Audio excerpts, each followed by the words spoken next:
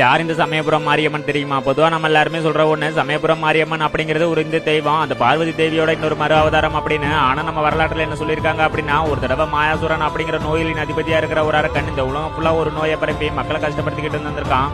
அதுக்கு முன்னாடி யாருக்கெல்லாம் கடவுள் நம்பிக்கை இருக்கோ அவங்க எல்லாரும் லைக் பண்ணுங்க. அதோட உங்களுக்கு பிடிச்ச கடவுள் யாரு அப்படிங்கறத கமெண்ட்ல சொல்லுங்க. இதெல்லாம் இருக்க மக்கள் கஷ்டப்படுறத பார்த்த பார்வதி தேவி மாரியம்மனா அவதாரம் எடுத்து மக்களை காப்பாத்துறதுக்காக பூலோகம் வந்து மாயாசுரன் அப்படிங்கிற அந்த அரக்கனையே அழிப்பாங்க. அதுக்கப்புறம் ஒரு நாள் அந்த மாரியம்மனே மக்கள் அசூரி அப்படிங்கிற ஒரு கொடிய அம்மை நோயால அவதிப்பட்டுக்கிட்டு இருக்காங்க. அவங்களுக்கு நான் தான் பாதுகாப்பா இருக்கணும், அதனால என்ன இந்த இடத்த விட்டு வேறொரு இடத்துல தனி சன்னதியில அம்மனை வழிபடுங்க, நானே ஒளியா இருந்து மக்களை காப்பாத்துறேன் அப்படின்னு சொல்லியிருக்காங்க.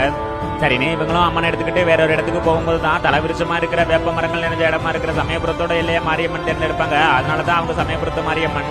இப்படிப்பட்ட உன்னை பத்தி ஹிந்து புராணங்கள்ல என்ன சொல்லியிருக்காங்க அப்படின்னா, எல்லா ஊர்ல இருக்கிற மாரிக்கும் தலைவியே அந்த சமயபுரம் மாதிரி தான் அப்படின்னும், அந்த பக்தர்களுக்காக தானே பச்சை பட்டினி விரதம் இருக்கிற ஒரே அம்மன் அப்படின்னு சொல்லியிருக்காங்க.